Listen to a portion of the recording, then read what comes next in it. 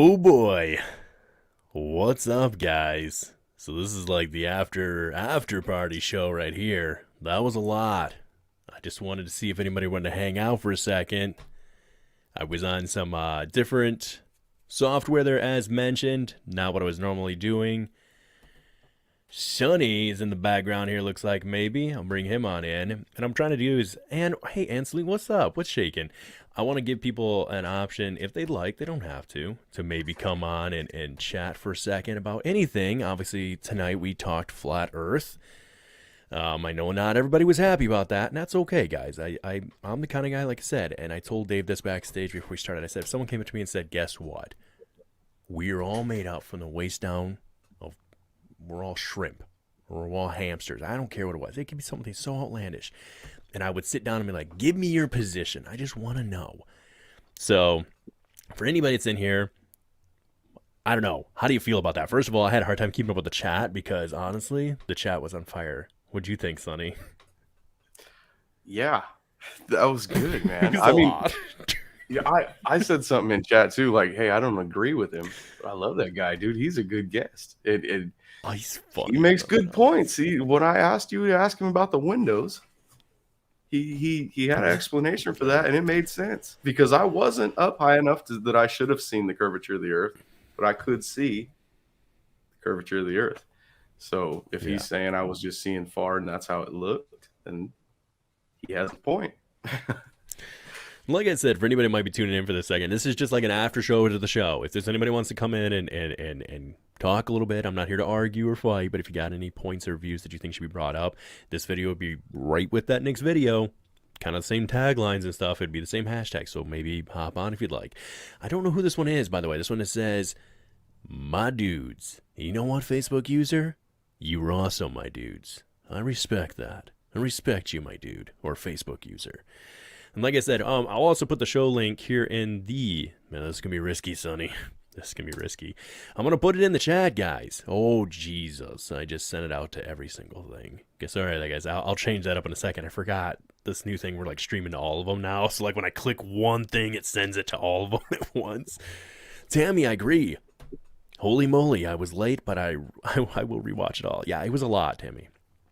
Big shout out to Chad for wrenching.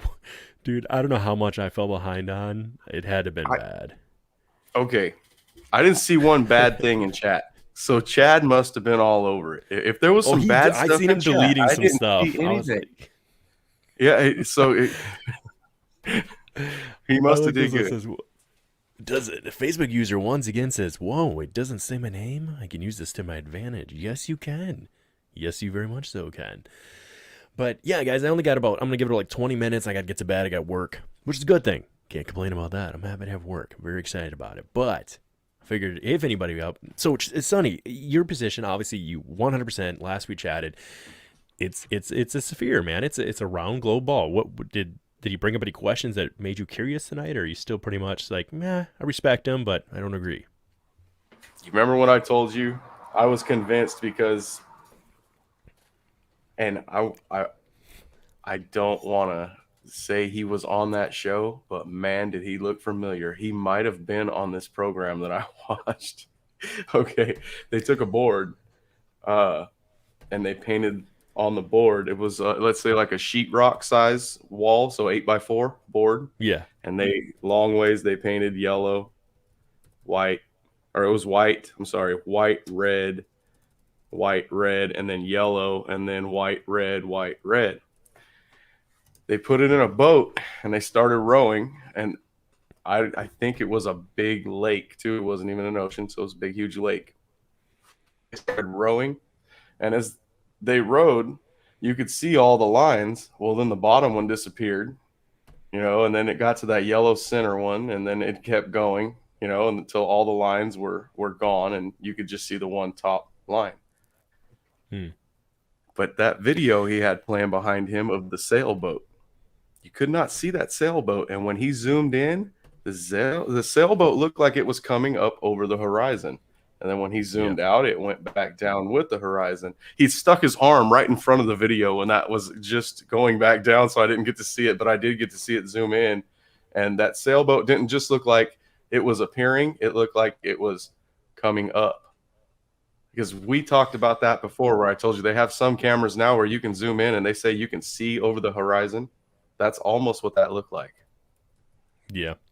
And like I said, for me, it raises some questions based on. I know a lot of people Tony. If you're watching right now, I totally missed your text. I apologize. I had like 4 screens. It was weird how I had to do it tonight. I had like 4 windows open to be able to stream, separate one for him and I, and then the one that I was keeping up with the chat. And I totally missed your text about asking what he thinks the sun is or how it works.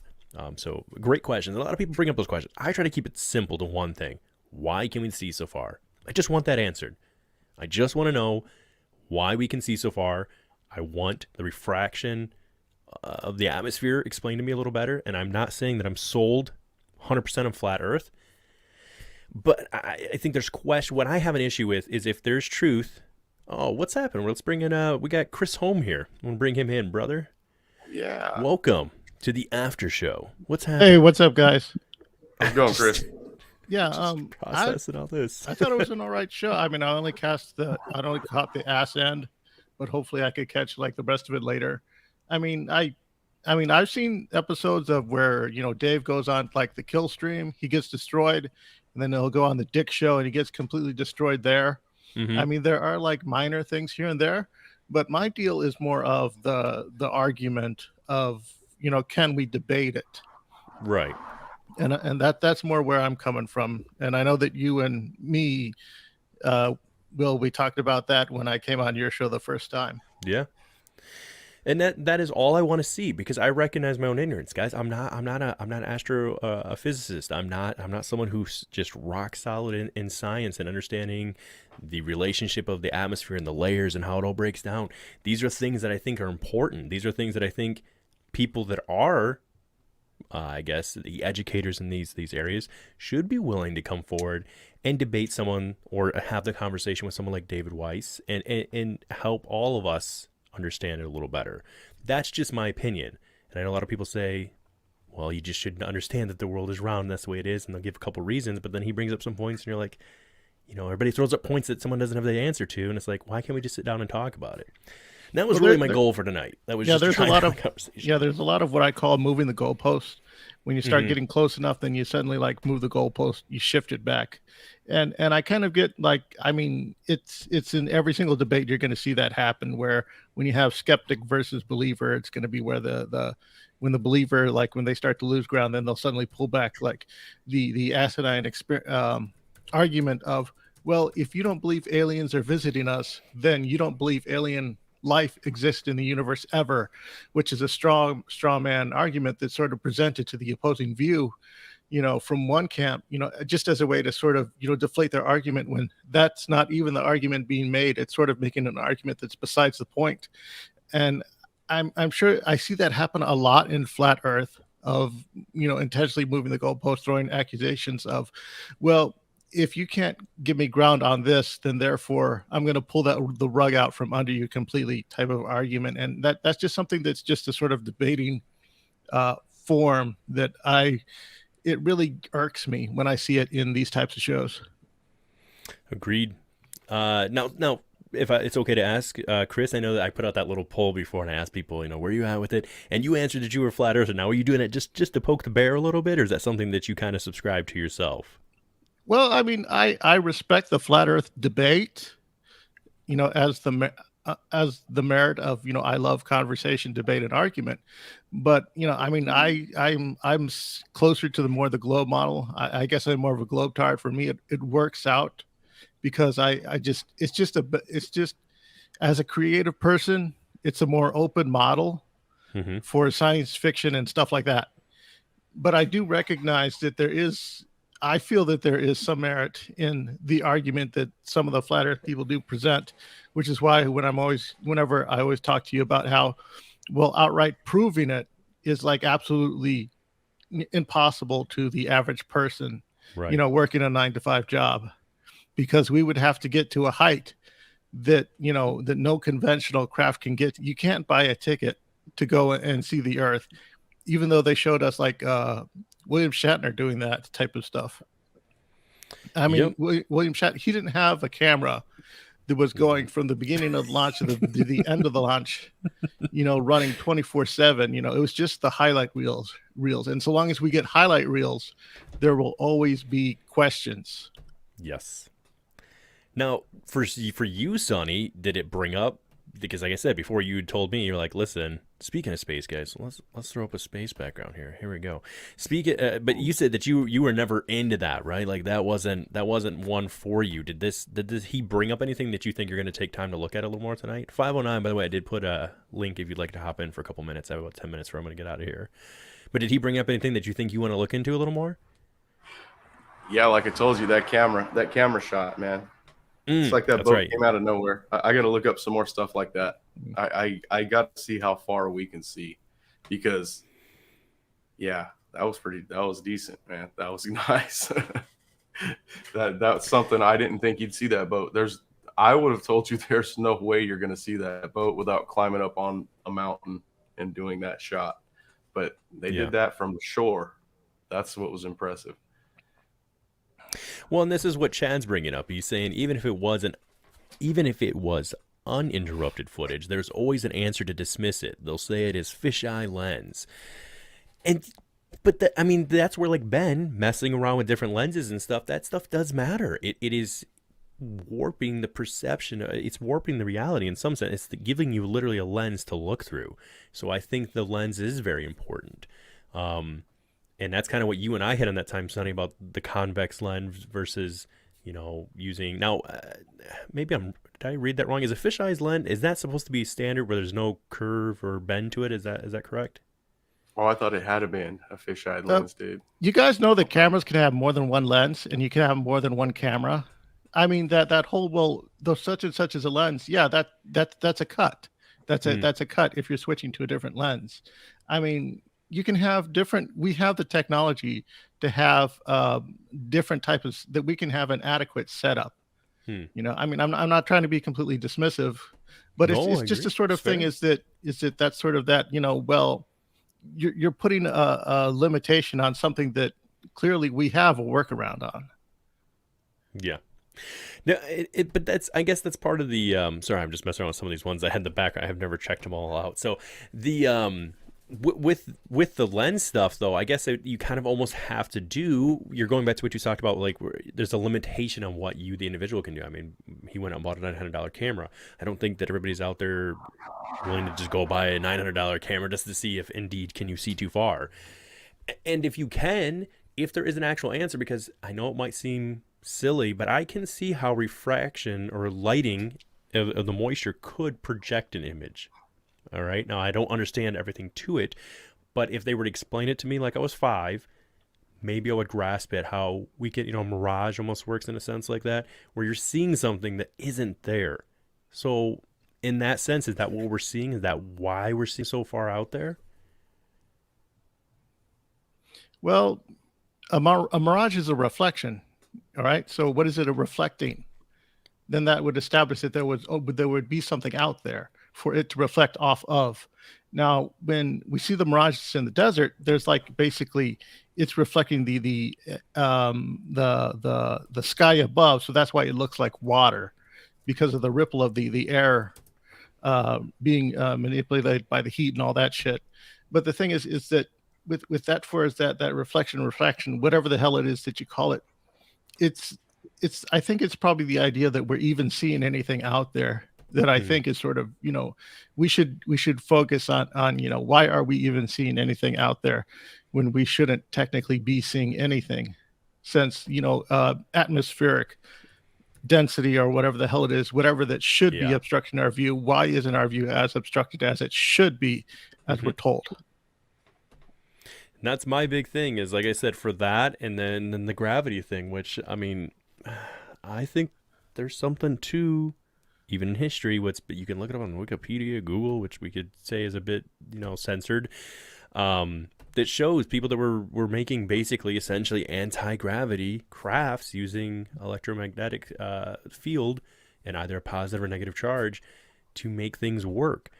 So I do have questions about that. We didn't even get into the other stuff, like the fact that he thinks there's no satellites. There's never been any. How about Sonny? Were you in there when he said there's nuclear bombs aren't real? That's never existed. That's a fun one. Yeah. Is that a lie? Yeah, I'm pretty sure those are real. Well, one of the things that I do feel is a good argument, and I'll bring this up, is we have the ISS, the International Space Station, and with all the space junk from 1980, every single cable channel launched a satellite into there. Why isn't the skies chock full of space junk all over the place? And that stuff doesn't always fall down. I mean, those guys should have nuts and bolts exploding through their throats every single minute. And it's like, if it's as congested as we're told that it is.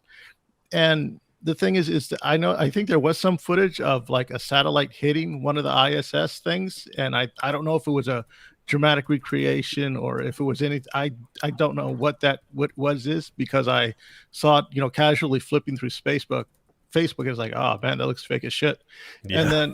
And then it's just one of those things is that, we could track the frickin' Black Knight satellite, yet somehow we know it's always clear skies whenever the ISS is up and about and stuff like that.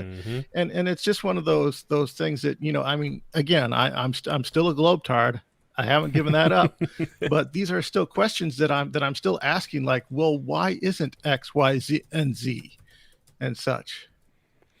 Yeah, and that's kind of one of the questions that Anne's asking here. She said she said, wait, I missed a bunch, but if he thinks the Earth is flat, then does he think all the other planets are flat as well? What about the moon and the sun and the stars? You'd have to go back and watch a little bit. He did hit on that in far as perspective. He even showed a little video. He had like 4 things lined up. He's like, hey, is it round? Is it flat? What do you think? And I agree with that. And he agrees that you should never look at, he uses lights, saying you shouldn't look at the lights to judge your floor. There's truth in that, but we know that people used to look at the water on the ground, different Aztec cultures and stuff, to lay out the map system so they didn't have to stare up at the sun. They would use it just to reflect down.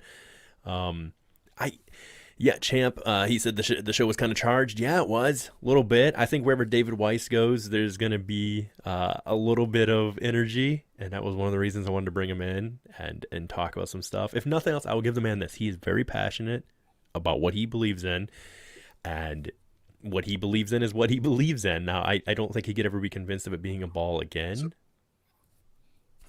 Go ahead, Sonny. Yeah, jump in anytime, brother. Sorry.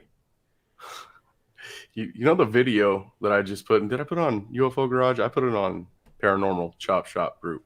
The video that I took, what was yesterday morning? Thing going over the house and going under the wire. And yeah. Okay, that was clearly something in space. That. So what I missed is if he explained anything like that, is why is that thing floating over? And what does it do? Just turn around and come back? Or how does it get back over there and come back the same way if that's what that was? And correct me if I'm wrong, because sometimes when I'm doing the show and I look back at stuff, I'm always like, crap, I missed somebody saying that, or I hear, like, I didn't quite understand the guess and whatever. But I could be wrong, but maybe I didn't formulate the question very well. But I was trying to ask him, because if I'm wrong, I've heard him say that we can only go up 73 miles, I believe, is what he thinks that the rough roof could be, the firmament.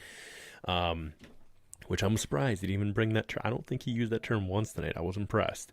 But if that's the case, that's what I was trying to ask. I was like, well, if the sun is directly over my head in Michigan, and you're in Texas, and you're in part of Canada, like if we split up those 3 distances, how does the sun always look like how are we all getting high noon?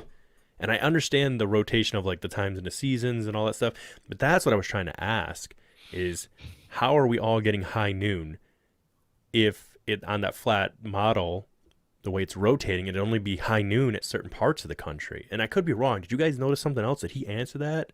What are you talking about? So on his model, we're all in, if we were to look at that, we're all in different time zones. So we'd be all getting high noon at noon. I mean, I don't get high noon at 2:00.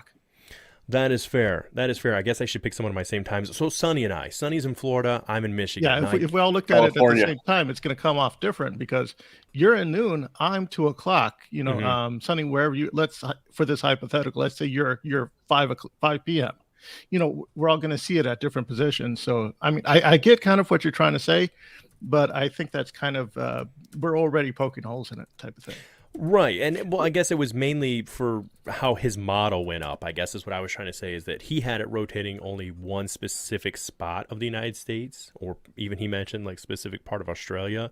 And I was trying to say that was one of my questions, I guess, in that I get if you're talking about how it's spinning, or, I should do it this way. If it's spinning in that pattern, and I get what you're saying too, the time zones, you're absolutely right. I didn't take that into account. But I guess what I'm saying is between Michigan and Florida, if it looks like it's right above my head in Michigan, like right above my head, does it look like it's right above, Lewis's head as well when he's in Florida? But then by that model, every single time we go into an airplane, we should be able to see the sun off someplace in the distance, somewhere lighting up something, illuminating something.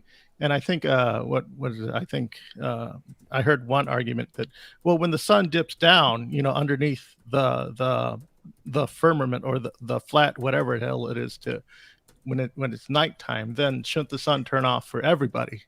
But it doesn't, because we can like go up to a thing in Africa and say, hey, are you guys seeing the sun? It's like, yeah, we're seeing the sun. Well, we're not seeing it here, type of thing. So I understand that there's a bit of holes in there. And go ahead, Sonny.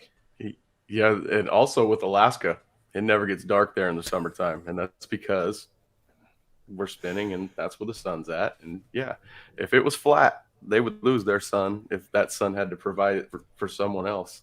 I still don't understand how he thinks the sun goes from one side to the other. It's a lot to take in. I think that to me, if nothing else, okay, gonna be honest about another thing. I was talking to Ben about it off the air one time. We were saying, I was like, all right, so like aliens, everybody's on board with those right now, right? Like everybody's like, yeah, they're here, they're real. And I was like, it's not edgy enough anymore, man. I was like, what's the next thing? And I was like, flat Earth's kind of edgy. Like, that's, you know what I mean? I'm not saying just the idea that I'm not interested in it.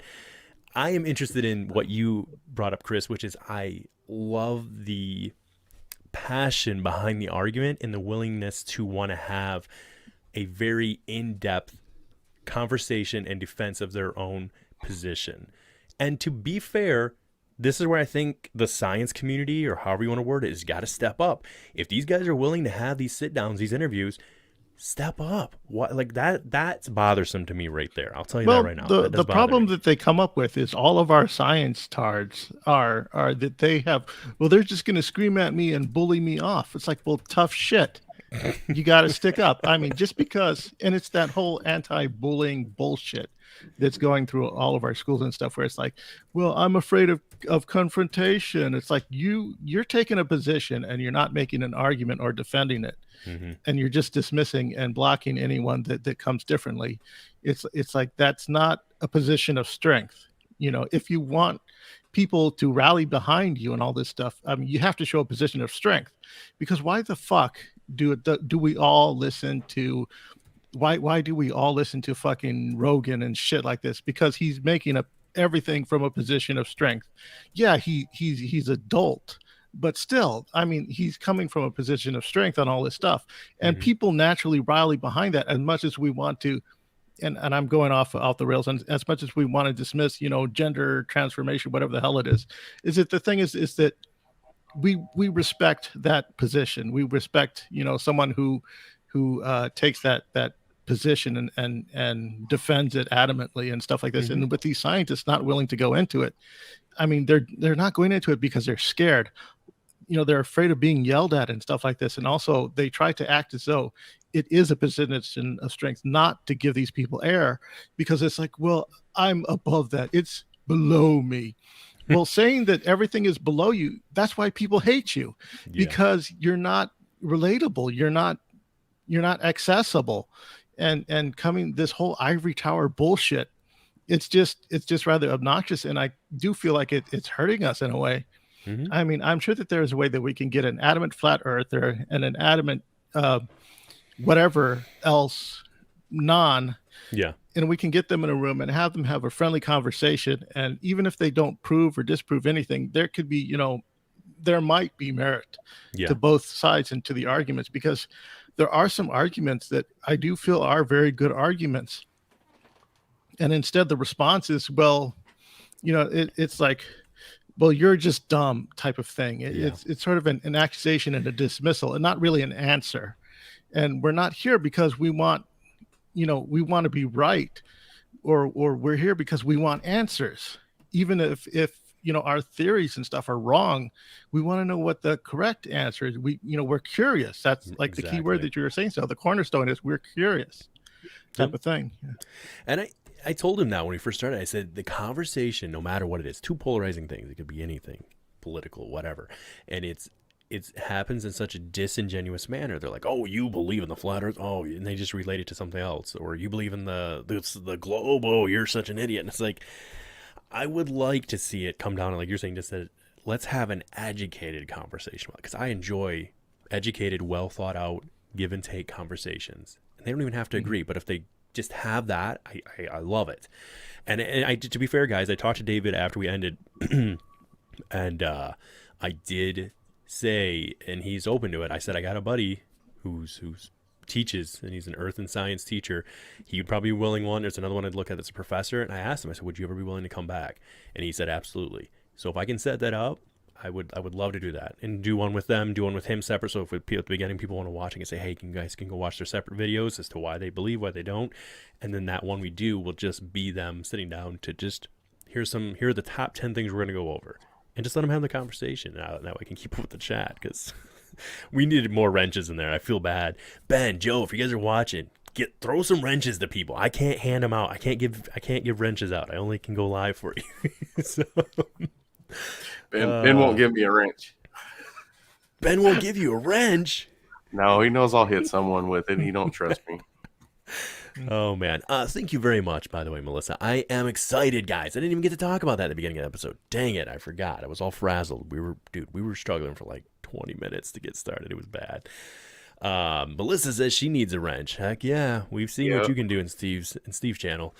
But yeah, guys, I'm excited. If anybody's checking this out for some reason, yeah, SOR, man, second weekend of December. That's gonna be good times. John Hudson and then Gemma Jade, which, Melissa, I believe you know Gemma Jade, probably, I would assume, right? And it's gonna be good times. It's gonna be a lot more like what we did last week. We're still planning it all out, but there's definitely gonna be a lot more interaction with the listeners, bringing them on. I'm really excited for that aspect of it. Like, call me up, tell me about the time that you've seen that, crazy thing that you couldn't explain in the sky, or something. She's got a great, I'm really interested in getting her book, and I would love to reach out and talk to her about Faye and stuff like that, because 100%. That's one of those things that I'm really getting into. I love the Faye stuff a little. I've been getting into it, because I got a lot of Scottish in me and stuff. That's where my family's from, and a lot of Irish too. So there's a lot of that background in that area anyways.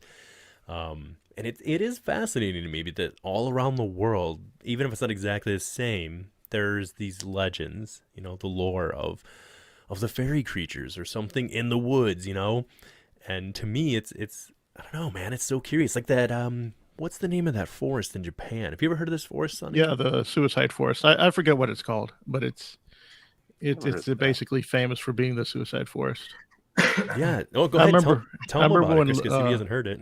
Yeah, I remember when Logan Paul went down. It was either one of the Paul brothers went down there. Had some antics, and supposedly they found a body and then like teabagged it or some shit like that. Oh, jeez. And were just being absolutely belligerent to the people in the culture, and had like a huge pushback on that. But it is a real thing, and I know it's more of a sort of a macabre tourist spot. But the fact that there is so much of it there, it is rather fascinating. Yeah. Now, that is something that is that something that on your own art has Asian culture or Japanese culture affected your art in some way, do you think, a little bit? Well, yeah, every single culture has their own, set of monsters, their own cast of monsters and stuff like that. And the Asian and Filipino and more of the Pacific Islander type of creatures and stuff, like they're all endlessly fascinating, and some of them are so much drastically different than what we have. Because everything, you go to all the continents, you're going to find a variant of Bigfoot, you're going to find a variant of a dragon, you're going to find a variant of giants, you're going to find a variant of sort of gray hag type sleep paralysis creature type of thing, and they have those as well, but theirs are so vastly different. Oh, and by the way, I got to point this out every single time I mention Bigfoot. There are no Bigfoots in friggin' Hawaii. Apparently, they're bad swimmers. There was who was that one that Lynn had on? You remember that, Sonny? She had somebody on maybe a month ago. He was from Hawaii, and he had a lot of really interesting lore related to Hawaii and their culture. Yeah, they have the Minihune. Yeah. Mm-hmm. And then Which you have is one like our Sonny. leprechauns. Right, which is, but like, I mean, they're all kind of creepy, a little bit, Yeah. a little bit. Oh, but Sonny's seen a Bigfoot, maybe, allegedly. How do we know, Sonny? Allegedly. Allegedly. Well, I don't want to say that for you. That's your story. That's something for you. To talk about. that's something climbing that cliff. Yeah. Everything's creepy to you, Big Willie. I don't know about everything. I shouldn't say creepy. Okay, everything with a soul, because we know you don't got one. Oh no! Wait, no. It's only the beard that's red for me. It's only the beard. I don't snatch souls. I just bring I don't know. the effects of what a redhead brings to the table without the soul snatching. And if I did, I'd repair your soul and give it back, right? Right, okay. I'll totally give it back when I'm done with it. Yeah, that's not Oh coming back. man, heck yeah. Well, I'll tell you what, guys. If no one else wants to jump on, if nobody else has anything they want to add to that, I just wanted to see if anybody wanted to, say, hey guys, you totally missed this. You should have asked this. And I know there was tons of stuff we could have hit him on. I was kind of taking it easy on him in the beginning there.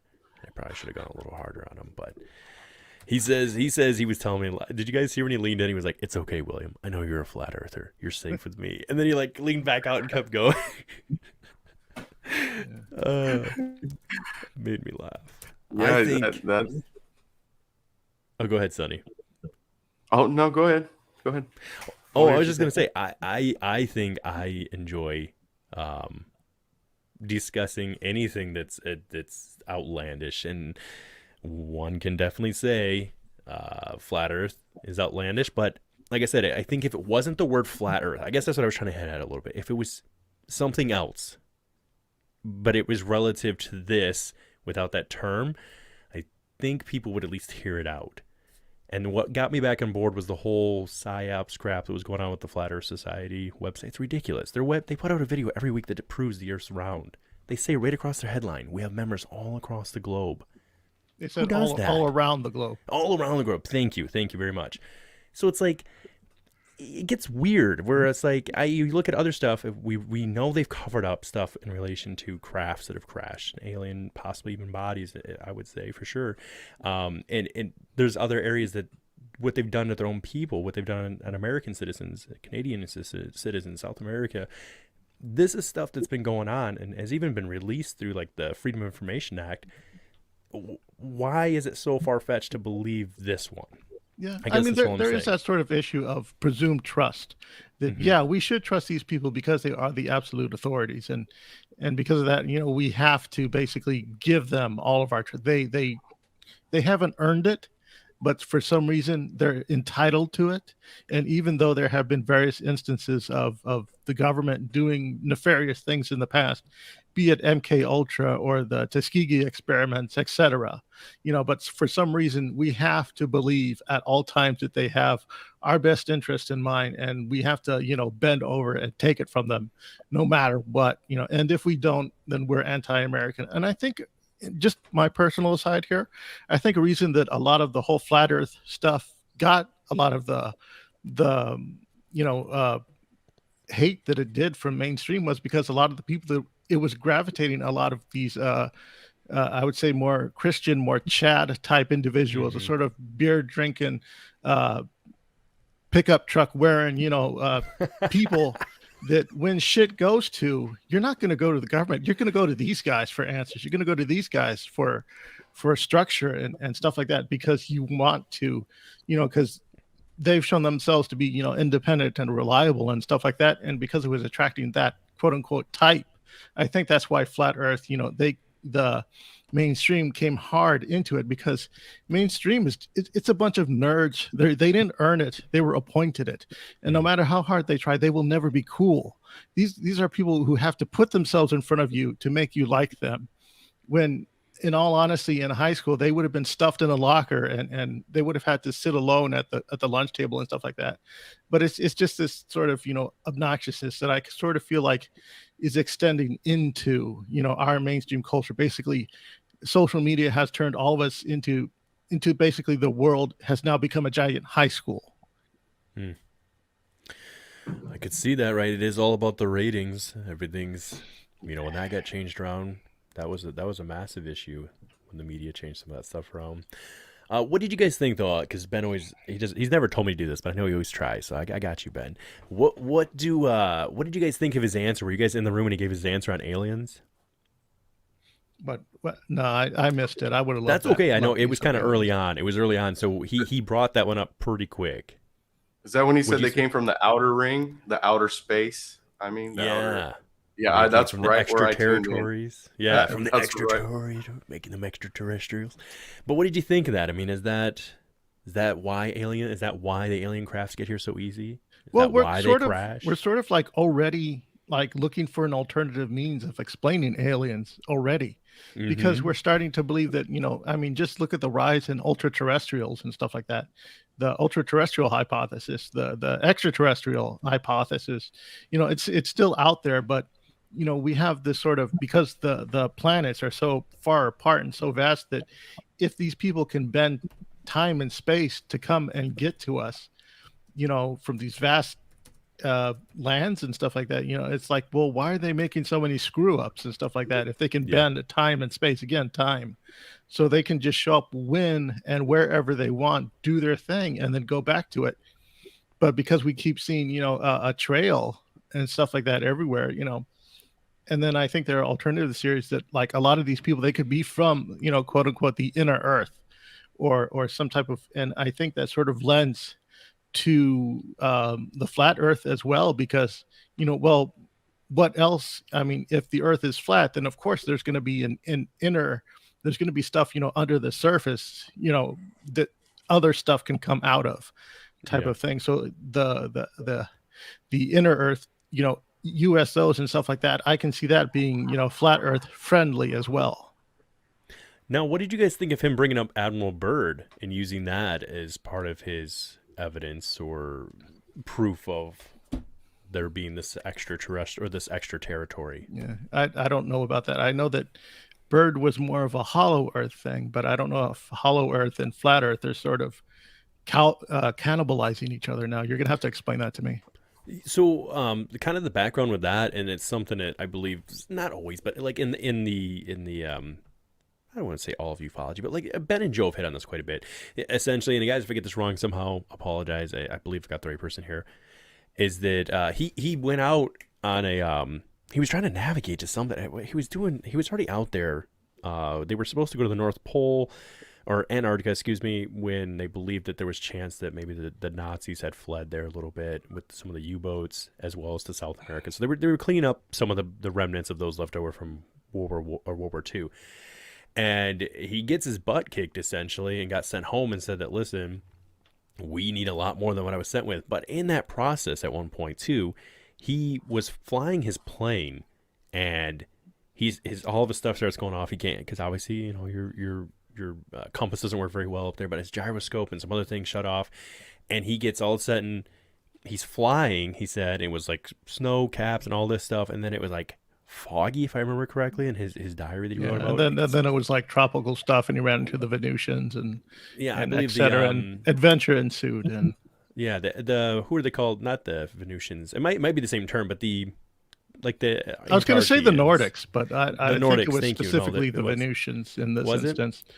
And But I've heard it essentially, was, that's yeah. and when he went back and asked for information too, and why he couldn't have more information on what was going on, being the admiral of the entire fleet at that time, they told him that it was above his need to know what was going on in Antarctica and some of that. So I don't know. I think there is something to that treaty, and they don't play around with it. If you guys go watch a video, it's called sorry, you can't go to Antarctica. Antarctica's closed. I believe if you type in those exact words, it'll actually pull it up for you. Or you can go on Dave's app for $3. I'm just kidding. But it is on his app. I will admit, if you're trying to find flat earth stuff, they've saved some time for you, of course. But in the video, this guy was a lawyer. He's an actual lawyer, and this is what I appreciate about what he did. He was an expert in his area of work, right? And he went through all the legal jargon of it, and they said it will be anywhere from $250,000 to a couple million, depending on where you're at in the world trying to do an expedition to Antarctica independently of traveling with their science team. And what they'll do is they'll approve a lot of your permits, and it takes a year and a half or whatever. And once they do that, once you get to the time of the trip, they'll cancel the permits at the end, and they'll keep your money. They won't give it back. Either that, or they'll take you, or you get to see what they show you, type of thing. You're never going to go beyond the velvet ropes type of shit. Right. I mean, and there's a lot of real world political stuff that happens that leads credence to those Antarctic conspiracies and stuff like that. And I totally get it. But I do love the idea that, that we have these penguin overlords who are sort of, dictating us, that after the Trump victory, Secretary Kerry had to go down there, and he came back with a black eye because one of the penguins punched him in the face. How could you let him win? He told you who was supposed to win. How dare you? Yeah, because he got punched in the eye by one of the penguin overlords, type of thing. I can totally see that happening. It's this question here: What if 3D is just connected in a loop where 2D is predetermined ending, stacking one on like a pyramid? I am not the person to really explain that, but my understanding was, and we've hypothesized this about like aliens appearing or orbs just appearing in a room, is that the way that we function in a 2D format but kind of operate in a 3D realm, but essentially we're always in 2D even as humans, is that like the fourth dimension would just appear to you because we cannot perceive it. So we would not see how it operates, so it would therefore appear or in front of you, essentially. There's a couple videos on YouTube that try to explain like the different dimensions, how they break down. But I don't know. Do you guys think there's a better way of answering Champ's question there? Yeah, it's something out there called flatland. And it's not related to flat Earth. It's just a hypothetical model that's used to explain, 2D to 3D and how things work out there. That what we see as a sphere, they would see only the edges and perceive it as a circle and things like that. Yeah. I don't know. Like I said, to me, I think I don't know. If they wanted to put the thing to bed, I'm sure they could, is my point, I guess. If they really wanted this done and over with, I feel like they have the resources to come out and like they're saying right here, they're talking about, I think there are cruises to Antarctica, but not specifically to the research bases there. Yeah. Excuse me. Which, by the way, guys, for everybody that wasn't there that was challenging him with great questions, I was all about that. I mean, he wants those too. I'll give him that credit. I mean, I don't necessarily think everybody agrees with his answers, but he definitely welcomes the questions. He definitely welcomes them, even if he puts on the glasses and says "cool story, bro." Yeah. And he's always got it. He's always got an answer, even if it's just hey, go to my app type of thing. He's always, I at least respect that he at least shows up. He does show up, and I mean, God, I think he did. I was his fourth interview of the day, so I mean, if you're a podcaster out there or something, reach out to him. It took a while. I had to book him like a month and a half out, or maybe more, but he's willing to usually come on and hang out with you and chat. And I think that if you're someone who can be a bit, like Chris, I mean, you'd be a great one to interview him as far as being a little more to the point on it. I'm usually a little too nice with people, but I like to hear them out. With his thing, it's a little different because it's not exactly an interview process. He needs someone who's going to challenge him a little more. Yeah, I would love to, in the future, I would love to talk to him, but I wouldn't debate flat Earth with him. I just want to talk to him about the structure of the debate and why it's a no topic. And it's more of the merits of the conversation than the actual conversation itself. Yeah, that's where I would go with it. By the way, I am seeing quite a few new people in here. You guys, thank you for checking out the channel. If you hopped on, if you wouldn't mind liking the video, or I'm sorry, liking the channel and maybe subscribing, that'd be awesome. Ben and Joe, this is Ben and Joe's show, the UFO Garage podcast, where they're all about aliens, UFOs, and all things weird. I'd really appreciate that. But yeah, I can't think of really anything else, and I know I should have gone to bed about 20 minutes ago anyways. But... Yeah. I got nothing more. Here we are, right? Yeah, me either. Chad, my goodness. Sonny, do you have anything you want to add to this? No, man. No, that was good. Other than if you get that guy back on, I want to know because I want to see it again. or I'm going to have to go look because I'm going to have to go at least watch the first 15 minutes I missed or whatever it was because, yeah. Hey, Sonny, before you go, can I pet your dog? Yeah, buddy. All right, I want to pet your dog. I'm going to pet your dog when he's there. She's stuffed. I didn't want to bury her when she passed away. I didn't want to get rid of her, so that's just a stuffed dog. Okay, cool. Then she doesn't bite. Not really. She's alive, guys. She's just lazy. All right, guys. Well, as we always say, well, first of all, guys, go check out Sonny and Lip Blade Lewis this coming Friday, the Paranormal Chop Shop, every 9 p.m. Eastern Time Zone and 6 p.m. Pacific, whatever Daylight it's called time. right now. Yeah, Yep. PDT. Bull crap. 6 p.m. PDT. Chris, you Yes. I'm on. You can find me on Conspire Theory anywhere you can find podcasts. Find me on Instagram at Conspire Theory _ between all the words, or Twitter at Conspire Theory, all one word, and I'll be there. 100%. And I feel bad. I totally knew that part. I was going to do that part for you. What I was going to say is, what time zone are you in? I'm sorry. I didn't want you to think I didn't know what your name of your show was. Because are we in the same, or are you 1 hour behind? Yeah, I forget. I don't know. Well, it's 12:23 a.m. here for me. So, okay, I'm 1 hour behind. Sonny and I were talking about today for us, like some of the Mandela effect stuff. I swear, guys, and now I guess I'm wrong. Gotta eat crow on this. But I swear it used to be called Eastern Central Time Zone, and there's no such thing. Mine was Pacific Standard Time Zone, and now it's PDT. That's what I was asking, Chris. Do you remember something else? Is it weird for you? I think a lot of I just my own conspiracy theory. I think a lot of the Mandela effect stuff is just a cover for Google rewriting our history and shit like that. Because where do we go to find this shit out? We pop up the Google and say, "Hey Google, tell me what I'm supposed to know." It's like, well, this is what you should think this, because they're redefining the words all the goddamn time and redefining everything, and it's like now I think racism has been rewritten, as well as fascist and all this stuff, like just to say what they want it to mean when they're screaming it at people at protests and shit like that. And it's just rather obnoxious. But anyways, I think that's how most of Mandela is explained away. But as far as the other stuff, yeah, I do think that is pretty spooky. Heck yeah. All right, gentlemen. Well, I'm going to get you guys out of here. Thank you for hopping on. Thank you for those that were in the chat tonight. And if, like I said, you're watching this video, don't forget, if you haven't yet, to hit like and subscribe and ring the bell. That way you're notified. Even if I go live with Zoom, which will probably never, ever happen again. But if for some reason I do, it will let you know. And like we said, you can check out the two gentlemen I have with me here and the places they have mentioned. And we will be back. Dude, I'm excited for next week, Saturday, Mr. Kelvin Parker. That's going to be a good time. It's going to be a fun story to dig into. So, all right, guys, stay curious and keep it weird.